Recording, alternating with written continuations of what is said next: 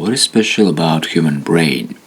I found some, I hope, interesting book about human brain, and I hope it's interesting. And this book published by Oxford. So I was choosing, one of the chapter about decision making and planning. So, as usual, I reading some chunk of text, and after I will give my own thoughts about it. Okay, decision making and planning. Both humans and macaque. How the fucking say that in English? Macaque. So yeah, in other words, monkeys have the ability to make use of their working memory, or the ability to perform mental operations for their individual benefits.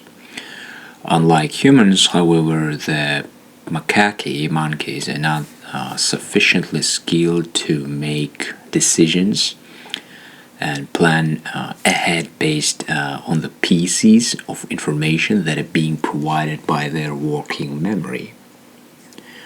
In other words, they can't plan, if I get this shit right.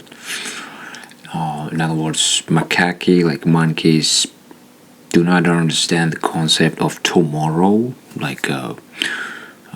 Imagine monkeys sitting and thinking, oh, tomorrow I have to go for the shopping. Okay, they also not aware of their intentions, nor do they have the capability to reflect on the said intentions, given that decision making and planning are among the many attributes that differentiates human from other animals. This chapter discusses the brain mechanism that underlie the capacity of humans to make decisions and plan for the future as a result of the mental trial and error that humans continuously go through. Okay, the previous two chapters, have dealt with language, and the last chapter will argue that language greatly amplifies the mental gap between humans and chimpanzees. Take planning as an example. Humans can make long-term plans concerning actions weeks or months ahead, and in doing this, they can articulate their plans. This chapter discusses the brain mechanism that underlie our ability to make decisions and plan. Okay, now in other words, this chapter about how human brain, planning, predicting, basically about prefrontal cortex, I guess. Okay, voluntary decisions. In other words, intentional, planned decisions, I guess. Much of our life is spent making voluntary decisions. Should I buy a cell phone or CDs? Should I have lunch now or continue working? These decisions are voluntary in the sense that it's up to us. In other words, it is up to us to do whatever choice we want to do.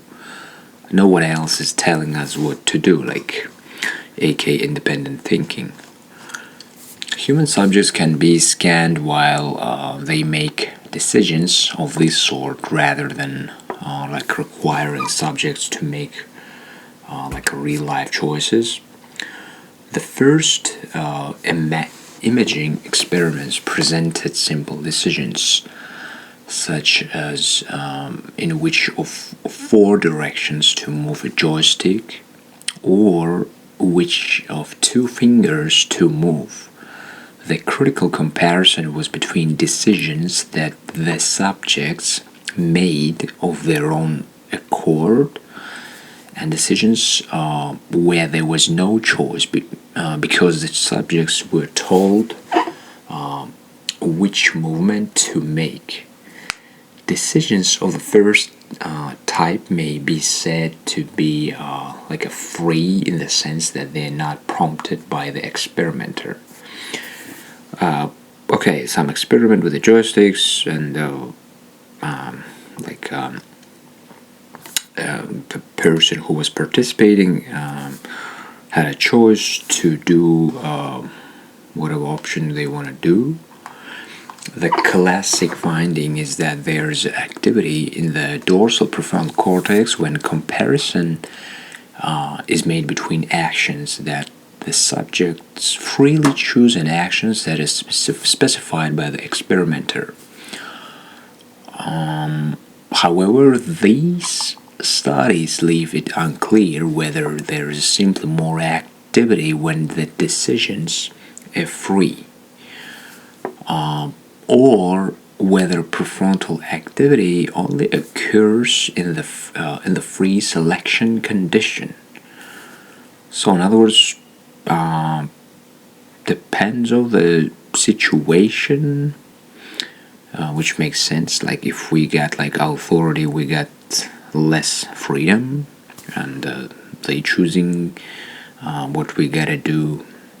But if we have a chance, we have independent thinking. Okay. In a later of MRI study, scanned subjects. So after, okay, let me read the last line. In a later fMRI study, Rove et al. 2005 scanned subjects during both types of response and measured prefrontal activity versus baseline. It turned out that there was no activity in the prefrontal cortex unless the choice was free. Interesting. That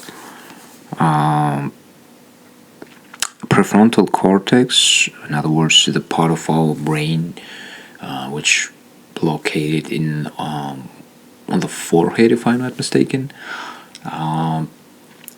start to be active, like planning to start to be active when we have independence, freedom, which is again makes sense. But in another hand, it seems like when we got authority, like a boss who like decides what we have to do, our prefrontal cortex is less active because decisions made not by us. I guess that's the point. The decisions that have been discussed so far concern like a simple movements, but can the result be generalized to other decisions? Frith et al., it's like the name of the author, I guess, sought to find out by including a condition in which the subjects had to decide what word to produce. They could generate any word that like they like it so long as it began with a particular letter, such as S, to control for speaking, and in the comparison condition, the subject simply said the word next on each occasion. Again, there was activity in the prefrontal cortex when the two conditions were compared. These results have been confirmed in many subsequent studies. The dorsal prefrontal cortex, dorsal, which is kind of close to the polar cortex. Okay, what's the fucking point? To control for speaking in the comparison condition, the subject simply said the word next on each occasion. Again, there was activity in the prefrontal cortex when the two conditions were compared. These results have been confirmed in many subsequent studies.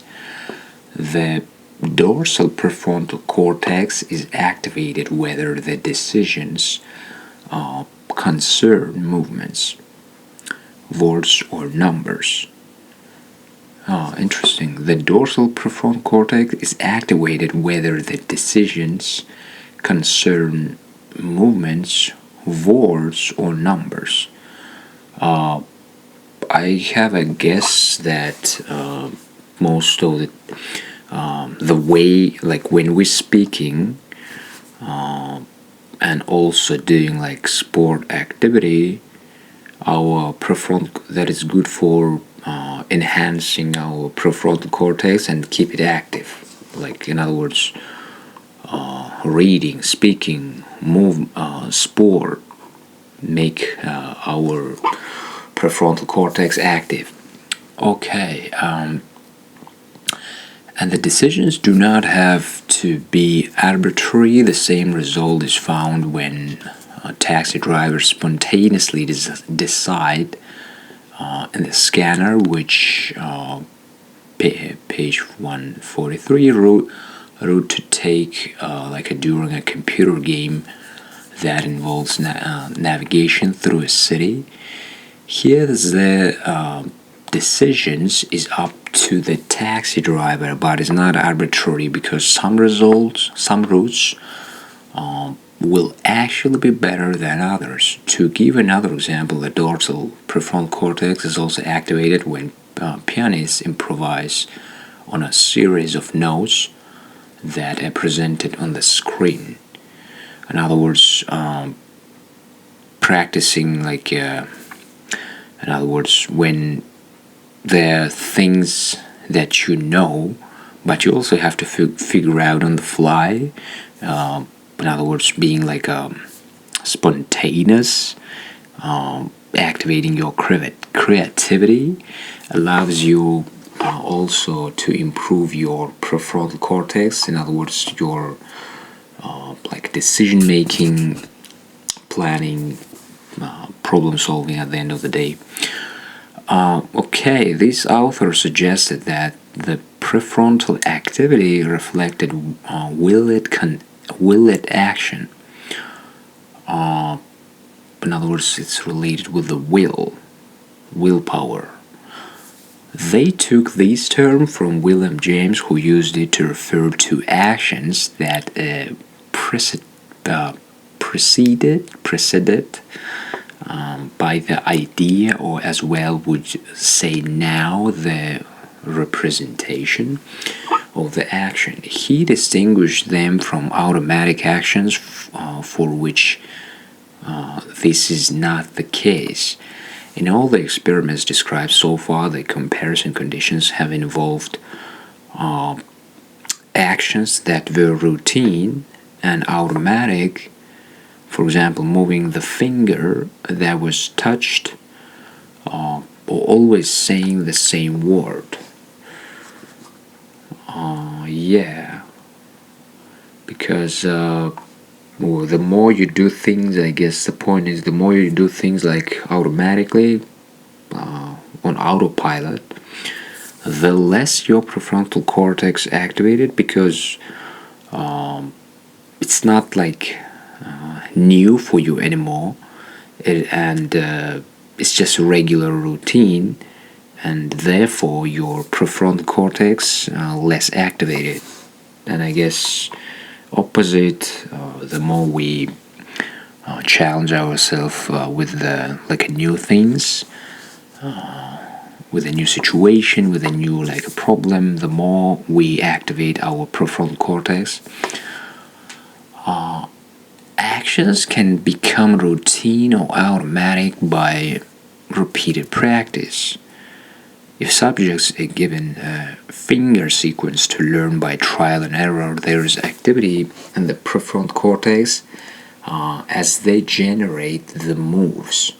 However, if they learn a sequence and then practice it for 45 minutes, the prefrontal activity gradually declines until it reaches the baseline levels. When the task has become automatic, similarly, if subjects are asked to generate verbs that are appropriate to particular nouns,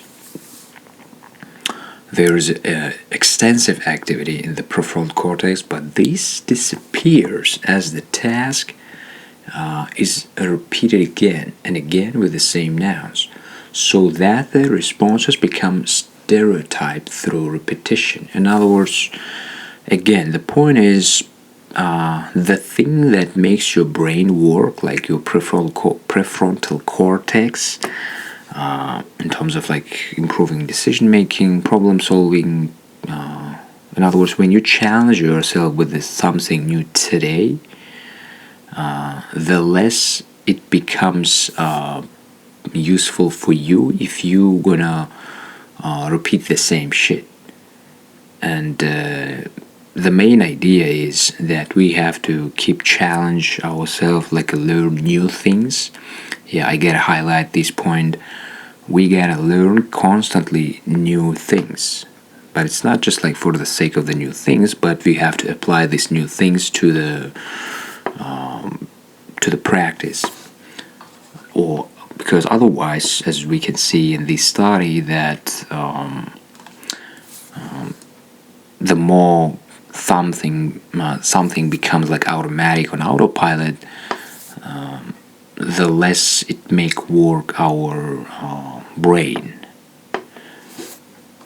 Yeah, in other words, we're becoming stupid if we will do just like a regular autopilot shit, Okay, it is a critical finding that once a task has become automatic, it is possible to reactivate the prefrontal cortex simply by instructing the subjects to attend again to what they are doing. And this is true even like though the same movements are being performed. Those the activity in the prefrontal cortex reflects attention, so the selection of action. Chalice and colleagues, it's the name of the author, I guess, have suggested that the prefrontal cortex forms a supervisory attentional system. Interesting.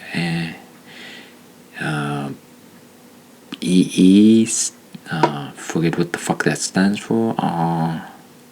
In a sense, so basically it is involved when that demands on attention because the decisions are not routine.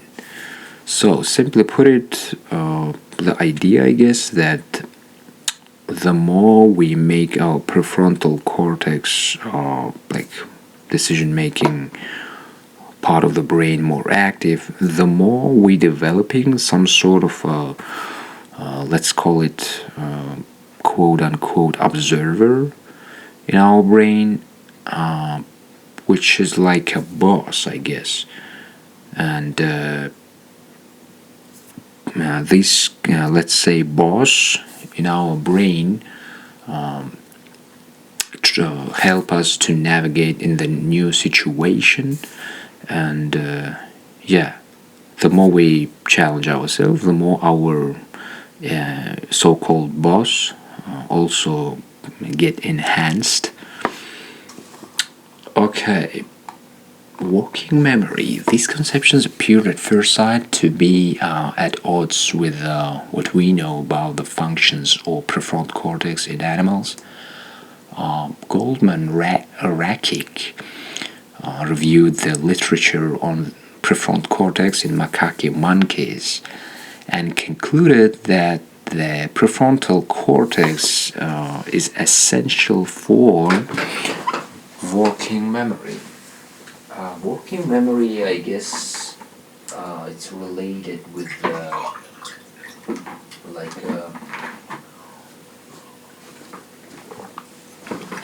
short-term memory as well. In other words, again, when we gotta do things on the fly, by this term, she referred to the ability to hold recent items online so as to guide the appropriate behavior. There are two strands of evidence for this claim.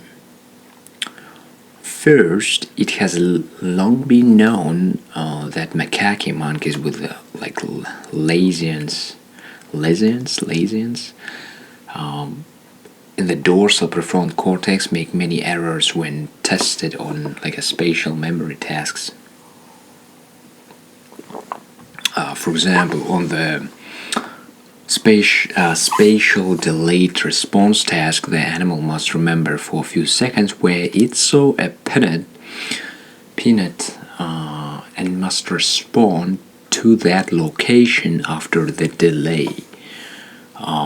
Second, if one records the activity of cells in the prefrontal cortex during that delay, one finds many cells that continue to fire throughout, in a sense, after the cue has been presented and before the response is made.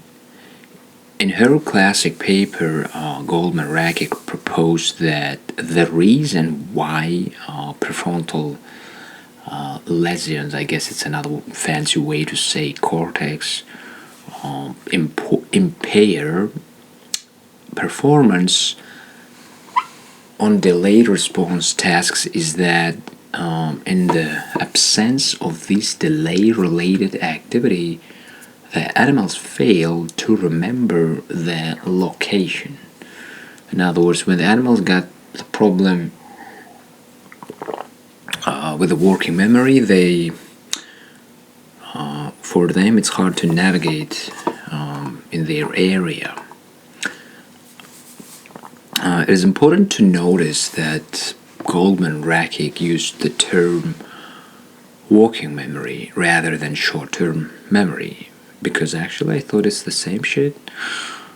Working memory does not simply refer to the ability to hold information in mind for a few seconds. Badley and Hitch in 1974 introduced the term into the literature to account for ability to perform mental operations such as arithmetic. Suppose that someone is asked to subtract 7 from 100 and then to go on repeating the subtraction. Short-term memory is involved because they have to remember the intermediate numbers, 86 or 79 and so on.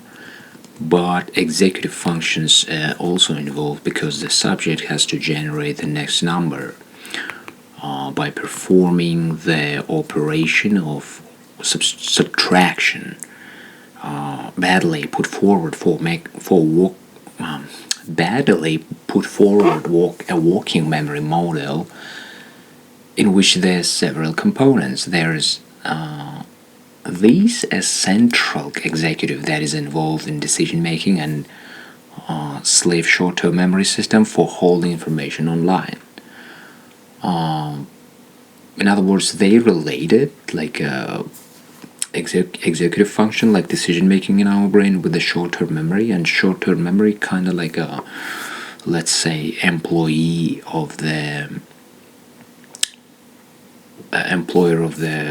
executive function. In order to keep information, it's like a like assistant. Hey, here's your papers, and the executive function's like, okay, let me see what my next thing. Okay, Goldman-Rakic took this model over and suggested a role for the prefrontal cortex not only in online maintenance but also in executive operations such as decision making. So, on delayed response tasks, thus the prefrontal activity that can be recorded during the delay simply reflect maintenance in memory, or does it also reflect decisions as to which response to make in the population of cells? It is possible to detect an an increase of activity at the time of presentation of the cue, continuous activity during the delay, and further increase of activity at the time of response.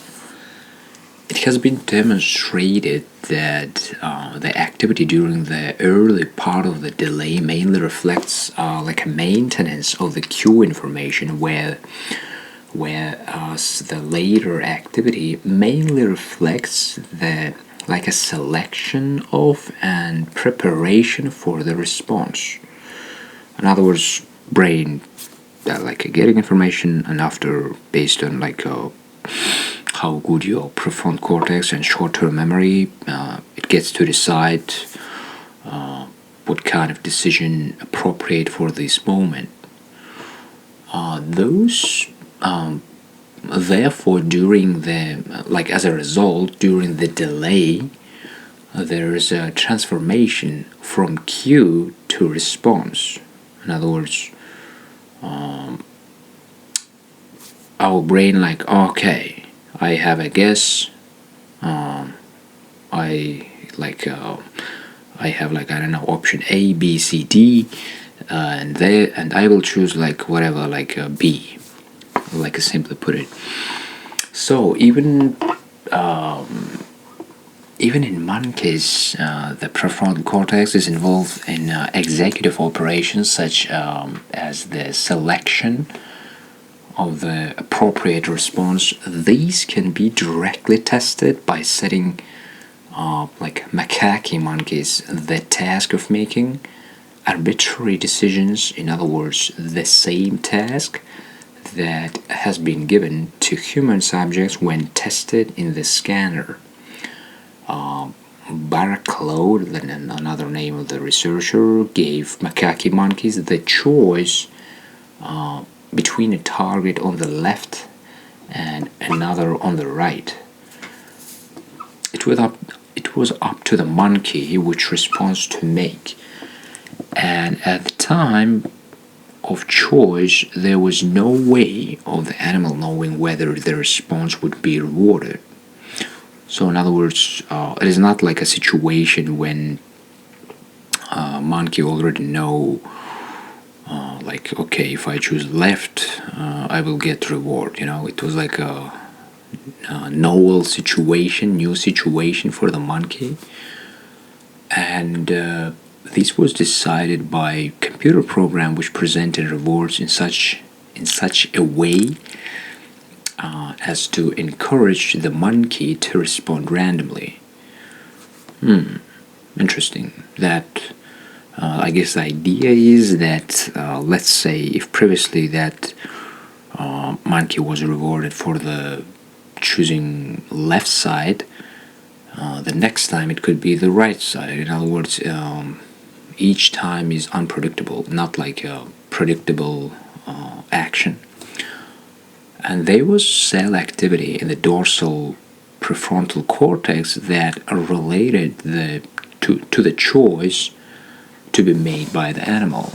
Interesting. So even this fucking monkey was thinking, I guess, what the fuck is going on? I was choosing left, now it's not working. The next thing would kind of in other words, even monkey, I guess, was thinking what is the best choice for now in order to get a food or whatever reward they were giving to him or her. So monkeys can freely generate responses, but they're no match for humans in their creativity with which they do so.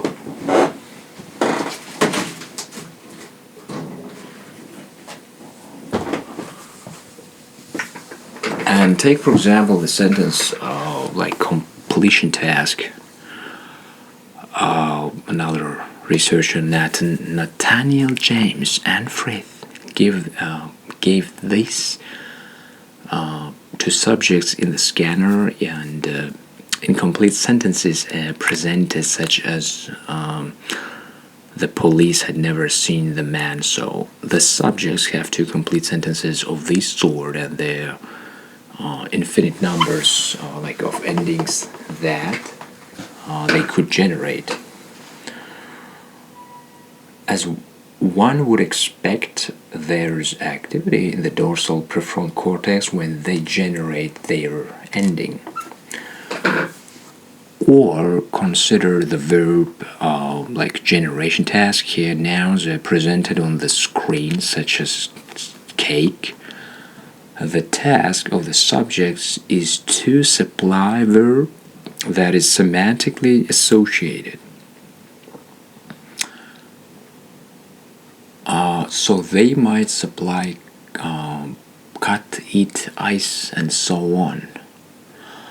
Through many possibilities, again, there is activation in the dorsal prefrontal cortex. So in other words, if I get this shit right, they were putting like, I don't know, text with the words, not like images, but the words, I guess, like a cake or whatever, and based on like what kind of like a text monkey was choosing, they were giving like physical relevant shit to that. Like, in other words, if monkey was choosing cake, the word cake, they were giving cake. And in other words, they tried, I guess, testing how monkeys were able to relate words, letters, with the reward by constantly changing it. Of course, in the ordinary course of our life, we're constantly producing novel sentences. Yeah, like humans.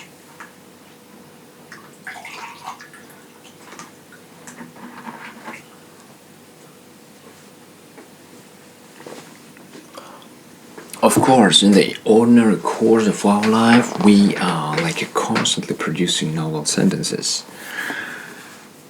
Furthermore, we're aware of like engaging in trains of like a thought that are not immediately prompted by events in the outside world, and these have been called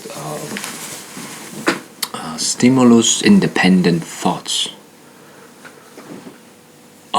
These can occur, for example, during like a rest period in the scanning sessions. During such like a resting condition, the subjects are free to think about whatever they want, and there is heightened activity in the frontal polar cortex and anterior cingulated cortex. These are like one of the researchers asked subjects to rate how frequently they thought about other things during scanning, and found that the more they did so, the greater the activity in the medial prefrontal cortex. Okay, in other words, the good and not.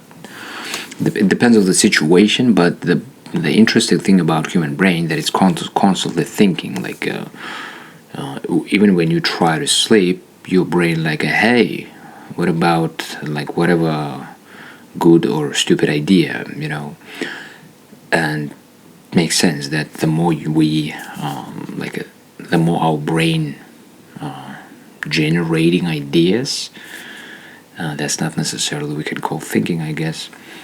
The more our brain activated, like a different part of our brain, we cannot ask monkeys to rate their thoughts, but we can measure activity in the medial prefrontal cortex and anterior cingulate cortex during rest. Unfortunately, one study, like only study that has been carried out, was done while the monkeys were anesthetized. Anesthetized, in other words, they what's the anesthesia, I guess, related with that shit, when like your body cannot move. The authors measured like spontaneous functions in activities so as establish which areas interconnected, and they found such fluctuations in medial frontal areas. What we now need is like a comparative study of activity at rest in awake monkeys and humans. If the activity genuinely like relates to self, like a generated thoughts, we would predict that it would be more extensive in humans. Yeah, I guess they try to figure out that if monkeys got this kind of like a level of like a brain activity, humans have to have like way more active brain action, let's call it. Awareness of intention. Chapter 1 argued that humans may be unique in being able to reflect on their own thoughts. Yeah, like the again, the another thing that makes like a humans unique, that we not just able to generate thoughts, but we also can say like no, this like idea bullshit, or like this idea is okay, you know. In other words, we can assess our own ideas. We're for example aware of our intentions and can reflect on them. We know because we can ask the person if they are aware, and they can give a report on the basis of introspection. Introspection, in I guess it's the meaning of it that it is ability to self-reflect to your own thoughts. And this was done in the classic experiment by Libet. The subjects were instructed to raise their forefinger whenever they wanted. And this is like the free selection task, except that the subjects decide when to move a finger, as opposed to which finger to move.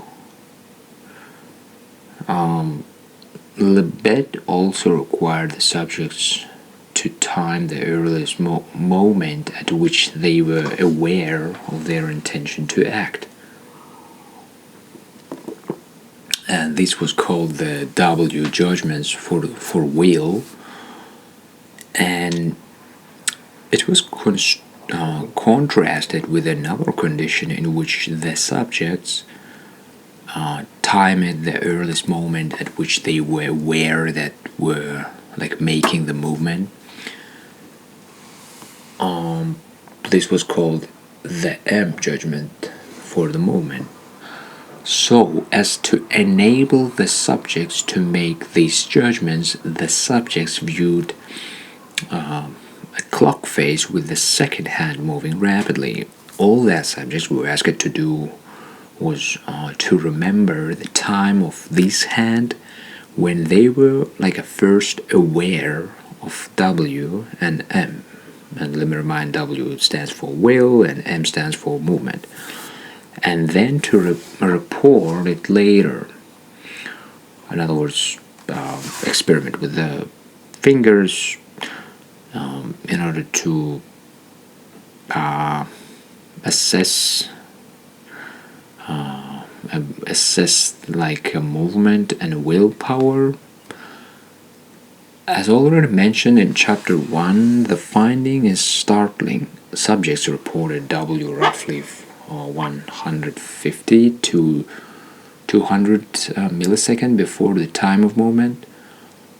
But the BP, in other words, I guess the idea is that they were trying to figure out the delay or like a speed, the correlation between the moment of your willpower. In other words, when you in your brain decide what to which like a side, what kind of action you want to do in your brain, and the action itself, how like a fast or slow the correlation between them, the speed between them, which is interesting. Subjects report W, in other words, willpower, roughly 150 to 200 milliseconds before the time of movement, but the BP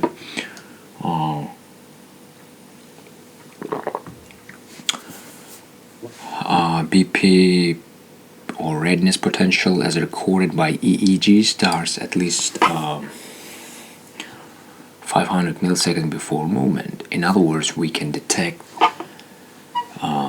the brain's preparing the movement significantly earlier than the time at which the subject is aware of preparing the movement.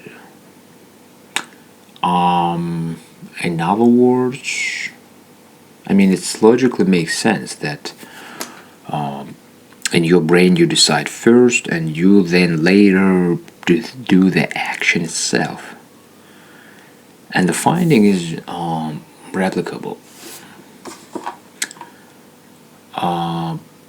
The first question is where the BP has its origin.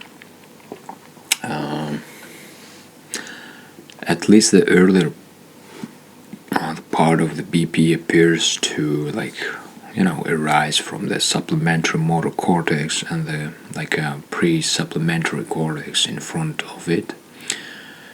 And this claim is plausible given that one can record early activity in this area in macaque monkeys between 640 and 1280 milliseconds before a self-initiated movement.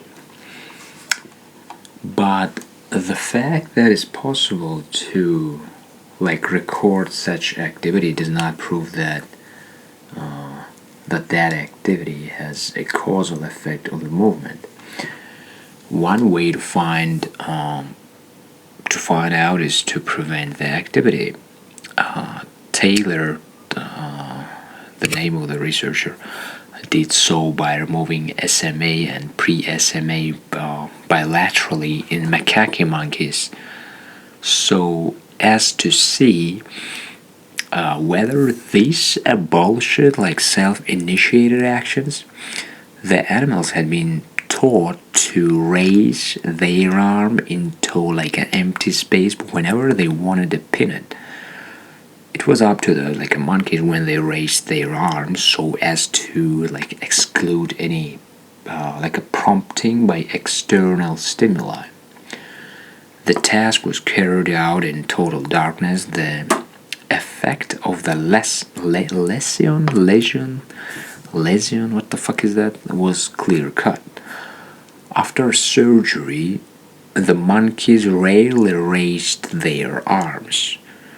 This was not because they were unable to move their arm or were no longer motivated, since they would still raise their arm in response to an external cue such as a tone. Given that preparatory activity in the SMA and pre-SMA is essential for self-initiated movements, one wonders if it's this activity of which one is aware before such movements. Researchers try to find out by using fMRI to scan a subject while they perform the labor task. And when the subjects judged the time of a W, aka willpower, compared with M, which is a movement, there was enhanced activity on the borders between the pre-SMA and SMA. And this suggests that at some point human subjects become aware of the increase in preparatory activity. But this activity has to build up to a critical point for the subjects to be aware of it. In other words, pre-awareness or something. So in this case, it is not the awareness of intention that causes by movement, as a philosopher who believes in dualism would claim, but one needed neither be a dualist nor like a fight the battle on this ground. The movement chosen in these experiments are simple and semi-automatic, and therefore thus the Libet task requires subjects to pay attention to like something of which we do not normally need to be aware. So researchers compare the scans like for different subjects because the subjects differed in the degree of attention they paid to the task, and thus in the enhanced activity in the pre-SMA, the finding was that the more attention subjects like paid to the task, the earlier they reported that their intention occurred. And in fact, that paid the least attention did not report their intention as occurring before the movement at all. And the implication is that the task of paying attention to intention affects the phenomenon that is being measured. The subjects ask when they are first aware of the urge to move, yet in everyday life we're not usually aware of these urges, since there is no reason to direct our attention to them. We usually initiate simple finger movements without thinking about them. The task is pretty automatic. It is our plans that we attend to and which we are aware. We return to these plans in a later section. There are two potential differences between intentional actions and as performed by human and animals. The first has been the subject of this section. Humans are aware of their intentions, where we do not know whether this is true of animals. We know in the case of humans because we can direct them to pay attention to their intentions. Chapter 9 will extend this a finding by showing that humans can reflect not only on their own intentions but also on those of others.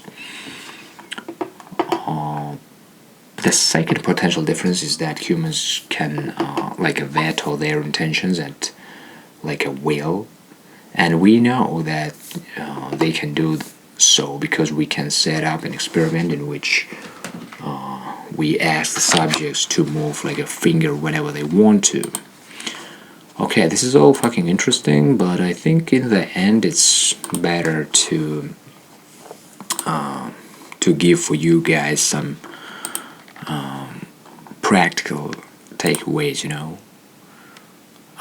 So we discussed previously about different research that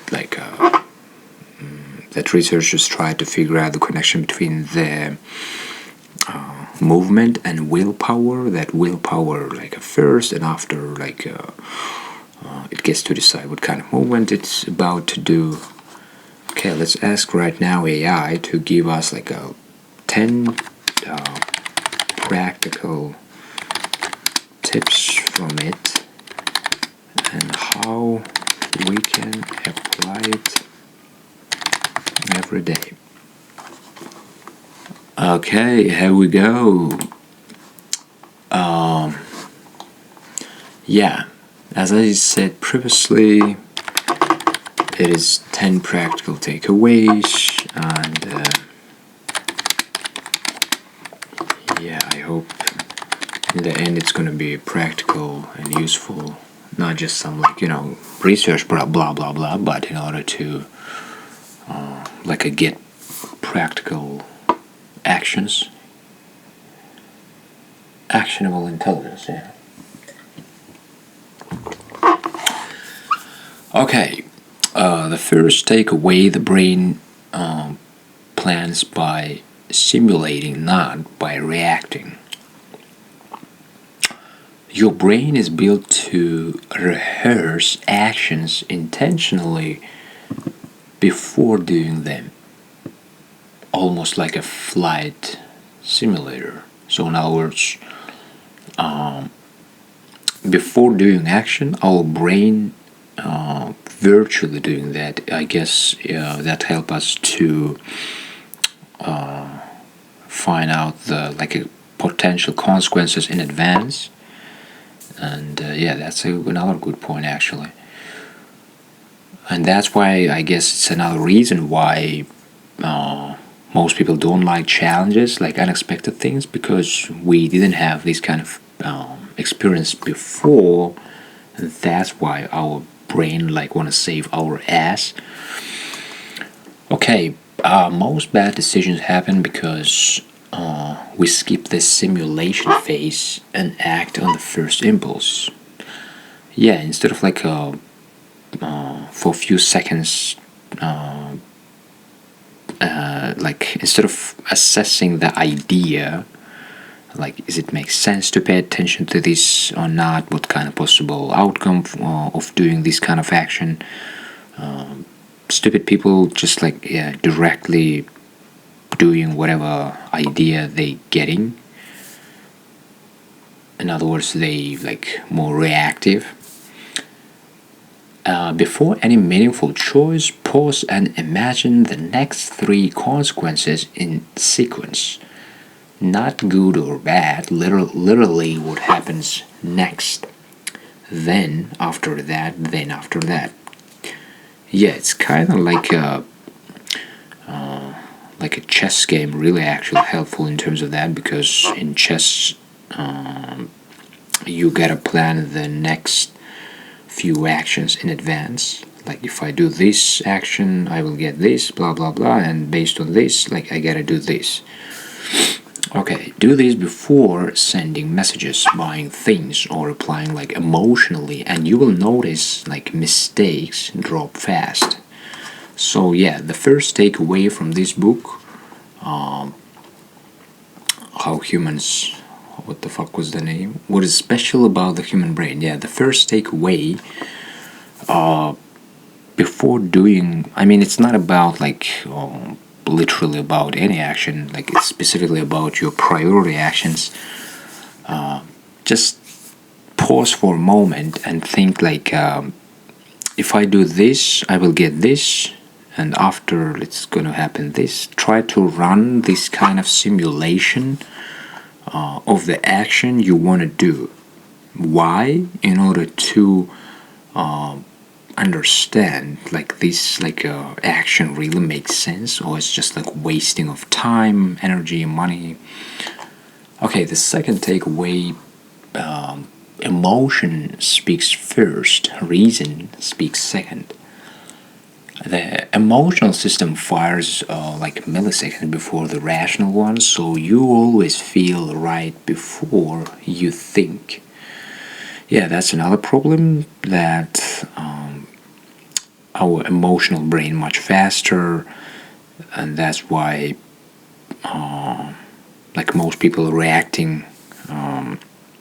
That's why it's way easier to be emotional, to do a first ideas that we're getting from our brain. And the thing is that we the logical brain also at the same time processing information, but it takes longer time. So again, what we have to do, just give your logical brain more time to like approach the situation better. Instead of being emotional, like try to be more logical in order to do less stupid things. The trick is not like, suppressing emotion, but delaying action long enough for the slower system to join the conversation. Yeah, that's another good analogy. It is not like becoming a robot, but give your rational brain a little bit more time to also like join the chat. Hey, emotions, like, are you okay? Or it's like a dumb thing. When something annoys you, set like a physical micro rule. No response for 12 seconds, and then punch someone. No, those seconds are enough for the frontal cortex to reinterpret the situation. You will still respond, just far less destructively. Yeah, maybe it is like makes sense to follow the first idea, but maybe not, and that's why just like a little bit more few like seconds to make better decision.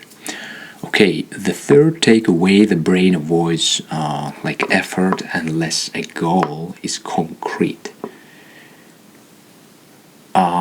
Vague goals like study more, be productive, do not activate planning circuits strongly.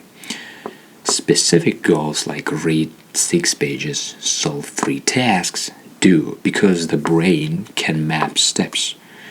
In other words, your brain loves specific like guideline, not like some superficial, like not concrete ones.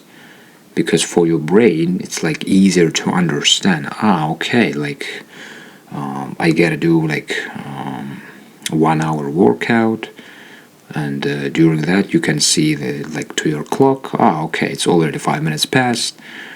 And in another hand, like if you just say I gotta be jacked, it's not like concrete. In other words, be concrete. Every morning convert intentions into visible endpoints. In other words, you still can say like some whatever statement like be productive, for example, but you gotta clarify like a journal, for example. In order to be productive, I gotta do this or that, like add numbers, add details. And if the task cannot be visualized, your brain treats it as optional. Yeah, that's another powerful thing about human brain, that it's way easier it's way easier to do the task if you're not just concrete, but on top of that you also like adding your visuals, like what exactly you want to get, like you visually understand, and that's all things make the implementation, the realization of your task much easier, because clarity turns motivation into mechanics, like technicalities, details. And it's like another simple statement: if you cannot imagine something, therefore you cannot do that. And the last takeaway from this book I want to tell you: habits beat intelligence. Humans do not outperform animals by raw memory, but by structured routines handled automatically. The brain saves energy by automating repeated behaviors.